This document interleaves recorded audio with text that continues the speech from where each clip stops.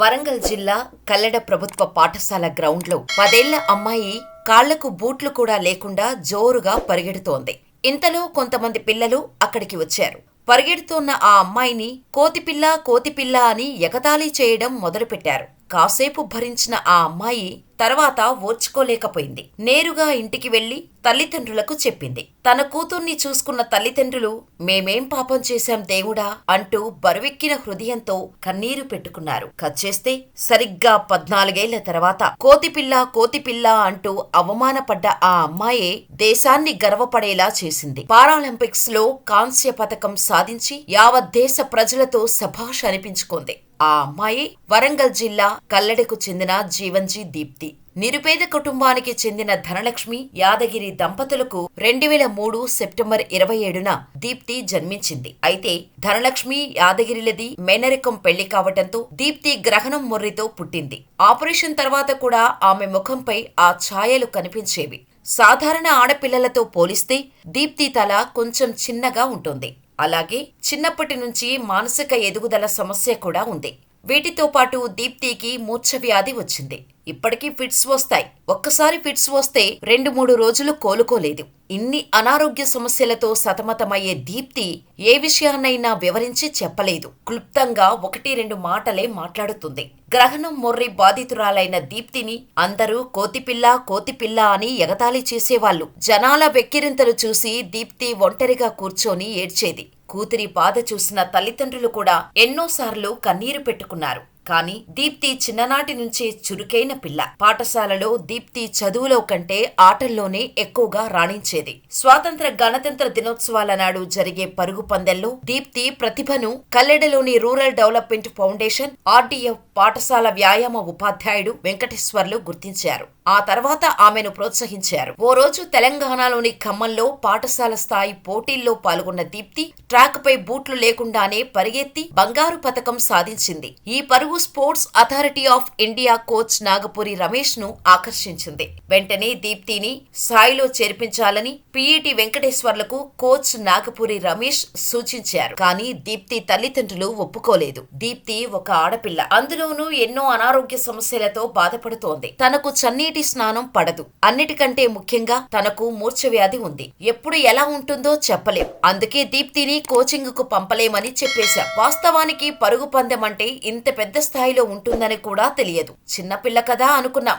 అందుకే మేం బూట్లు కూడా కొనివ్వలేదు. నిజానికి 1000 రూపాయలు ఖర్చు చేసి షూ కొనే స్తోమత కూడా మాకు లేదు అని దీప్తి తల్లి ధనలక్ష్మి వివరించారు. నేను సిమెంట్ పైపుల తయారీ ఫ్యాక్టరీలో హెల్పర్ గా పనిచేస్తాను. దీప్తి టోర్నమెంట్ ఖర్చులకు కూడా నా దగ్గర డబ్బు ఉండేది కాదు. ఆ సమయంలో ఆర్డీఎఫ్ సంస్థ సహాయం చేసింది. ఇంతటి గొప్ప అవకాశం లక్షల్లో ఒక్కరికే వస్తుందని చాలా మంది చెబితే చివరికి అయిష్టంగానే సాయి కోచింగ్ కోసం దీప్తిని హైదరాబాద్ బస్ ఎక్కించాం అని తండ్రి యాదగిరి ఆనాటి తమ కుటుంబ పరిస్థితులను వివరించారు. ఇక శిక్షణా సమయంలో దీప్తి మాత్రమే కాదు, ఆమె తల్లిదండ్రులు కూడా పెద్ద యుద్ధమే చేశారు. అనారోగ్య సమస్యలున్న దీప్తి హైదరాబాద్ సాయి వాతావరణంలో త్వరగా ఇమడలేకపోయింది. ఆమెకు చాలా సార్లు ఫిట్స్ వచ్చాయి. ఆ సమయంలో దీప్తితో పాటు తల్లిదండ్రులు కూడా నరకం చూసేవారు. అలాగే దీప్తికి కనీసం బట్టలు ఉతుక్కోవటం కూడా తెలియదు. దీంతో 5 ఏళ్ల పాటు దీప్తి తల్లే వారానికి 2 సార్లు అకాడమీకి వెళ్లి బట్టలు ఉతికి వచ్చేవారు. కేరళ రాష్ట్రానికి ప్రత్యేక కోచింగ్ కు వెళ్లినప్పుడు తల్లిదండ్రులకు క్యాంపులో అనుమతి ఉండేది కాదు.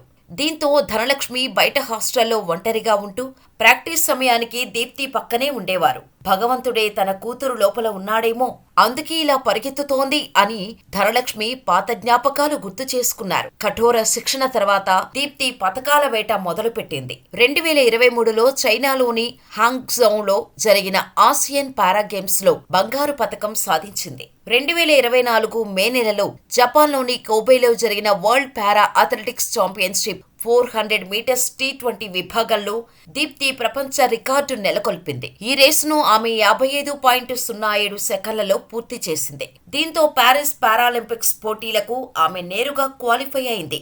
పారాలింపిక్స్ లో T20 విభాగంలో ఇంటెలెక్చువల్లీ ఇంపైర్డ్ అథ్లెట్స్ మాత్రమే పోటీ పడతారు. దివ్యాంగులకు సంబంధించి ప్రపంచంలోనే అత్యున్నత పోటీలైన పారాలింపిక్స్ లో మొదటిసారి పాల్గొనటంతో దీప్తి కాస్త కంగారు పడింది. పారిస్ టైమ్ జోన్ కు ఆమె శరీరం అలవాటు పడలేదు. దీంతో రేసు సమయంలో చాలా అలసిపోయినట్టు అనిపించిందని దీప్తి చెప్పింది. చివరకు 400 మీటర్ల T20 విభాగం ఫైనల్లో దీప్తి 55.82 సెకన్లలో రేసును ముగించి 3వ స్థానంలో నిలిచి కాంస్య పతకాన్ని కైవసం చేసుకుంది. దీంతో ఇంటెలెక్చువల్ ఇంపైర్మెంట్ విభాగంలో భారత్ నుంచి పతకం గెలిచిన తొలి అమ్మాయిగా దీప్తి నిలిచింది. ఈ రేసులో ఉక్రెయిన్ కు చెందిన యూలియా షులియార్ 55.16 సెకన్లలో గమ్యాన్ని చేరి బంగారు పతకం సాధించగా, తుర్కియకు చెందిన ఐసర్ వండర్ 55.23 సెకన్లలో లక్ష్యాన్ని రజత పతకం కైవసం చేసుకుంది. మీరిక్కడ గమనిస్తే సరిగ్గా 4 నెలల క్రితం జపాన్లో 55.07 సెకన్లలో దీప్తి రేసును పూర్తి చేసింది. ఈ పారాలింపిక్స్ లో బంగారు పతకం సాధించిన యూలియా 55.16 సెకన్లలో లక్ష్యాన్ని చేరుకుంది. అంటే దీప్తి రికార్డుకు 9 సెకన్ల దూరంలోనే నిలిచిపోయింది. ఒకవేళ దీప్తికి పరిస్థితులన్నీ సహకరించి ఉన్నట్టయితే ఇండియాకి మరో బంగారు పతకం తీసుకొచ్చేది. ఇప్పటికీ నిరుత్సాహపడక్కర్లేదు. ప్రస్తుతం దీప్తి వయసు 20 సంవత్సరాలు మాత్రమే. మరో 4 ఏళ్ల పాటు తన ఫిట్నెస్ ను కాపాడుకుంటే వచ్చే పారాలింపిక్స్ లో బంగారు పతకం తీసుకురావడం పక్కా. ఎంతో మందికి ఆదర్శంగా నిలిచిన దీప్తి వ్యక్తిత్వం తెలిస్తే ఆశ్చర్యపోతారు. దీప్తి అసలు సినిమాలే చూడదు. తనకు షాపింగ్ చేయటం కూడా తెలియదు. ఆమెకు కావాల్సినవన్నీ తల్లి ధనలక్ష్మి కొనిపెడుతుంది. దీప్తికి చికెన్ అంటే మహా ఇష్టం. దీప్తి తన తల్లిదండ్రులను ఎంతలా గర్వపడేలా చేసిందంటే, మొదట్లో మగపిల్లలు లేరని బాధగా ఉండేదని, ఏం పాపం చేశామని ఆ దేవుడు 2 ఆడపిల్లలను ఇచ్చాడని మొదట్లో ఏడ్చేవాళ్లమని దీప్తి తల్లిదండ్రులు చెప్పారు. కానీ ఇప్పుడు అలా అనుకోవడం లేదని వారు అంటున్నారు. ఇక కోతిపిల్ల అని వెక్కిరించిన గ్రామస్తులే ఇప్పుడు దీప్తి మా గ్రామ పరుగుల రాణి అని కొనియాడుతున్నారు. ఈమె ముఖానికి పరుగు పందాలు అవసరమా అని వెక్కిరించిన వారంతా ఈ రోజు ముక్కున వేలేసుకుని ఆశ్చర్యంగా చూస్తున్నారు. ఇప్పుడు దీప్తి కనిపిస్తే చేతులెత్తి నమస్కారం పెడుతున్నారు. కాళ్ళు, చేతులు, శరీర అవయవాలు అన్నీ బాగున్న వాళ్లే 1,00,000 కారణాలు చూపించి లక్ష్యాన్ని మధ్యలోనే వదిలేస్తుంటారు. కానీ పుట్టుకతోనే అనారోగ్య సమస్యలు చుట్టుముట్టినా, చుట్టుపక్కల జనాలు హేళనలు చేసినా, మొక్కవోని దీక్షతో కష్టపడి దేశం గర్వపడేలా చేసిన దీప్తి గురించి, ఆమె ఈ స్థాయికి రావటానికి ఎన్నో త్యాగాలు చేసిన ఆమె తల్లిదండ్రుల గురించి మీ అభిప్రాయమేంటో మాకు కామెంట్ రూపంలో తెలియచేయండి. I am from India, so I win the gold medal in Para Asian Games, Hong Kong, China.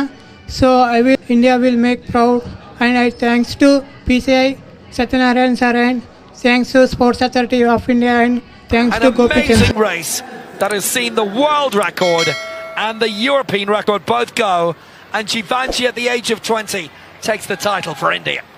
What a stunning race from Givenchy. She blasts out of the blocks to the extent that you think she's running a 200 meters, and you see at the end Givenchy hangs on. She says, no way am I giving this up after doing all of that work. And I'm sure Brianna Clark is watching on, wishing she was in this race. For so long she has been dominant, and now